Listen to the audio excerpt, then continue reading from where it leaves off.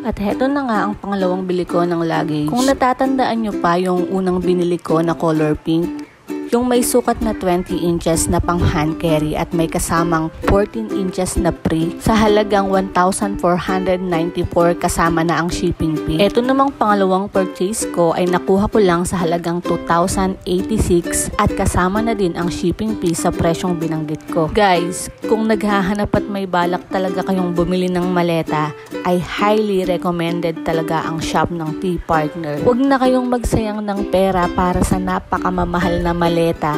Sa sobrang simple at tibay nga nito, ito nga't napaulit na ako sa pagbili. At this time naman, ibang size at color naman ang binili ko. Color white naman ang napili ko na may sukat na 24 inches. Isa pa sa nagustuhan ko sa luggage na to, bukod sa lightweight lang siya, is yung design niya.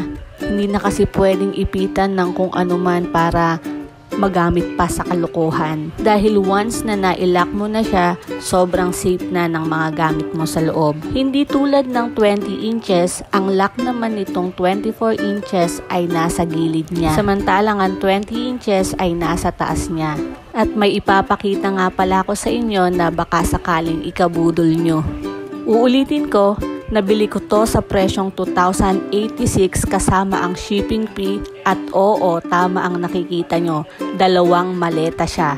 Isang 24 inches na may kasamang 20 inches na free. O diba, sobrang sulit ng pera mo. Sa ibang bansa, normal lang sa kanila ang nakamaleta kahit na hindi naman sila aalis ng bansa nila.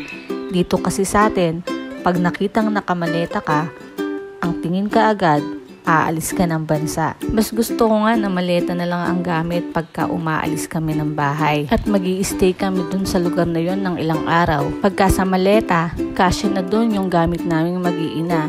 Unlike pagka nakabag ako, napakadami kong dala. At bago ko nga pala makalimutan, kung may plano kayong bumili, lagi nyong aabangan ang live ng T-Partner dahil mas mura pa nilang ibinibigay yung mga tinda nilang luggage pagka naka-live sila. Katulad sa unang maleta at pangalawang maleta na binili ko sa kanila. So, eto lang ulit for today's Budol Finds. Salamat ulit. Bye for now!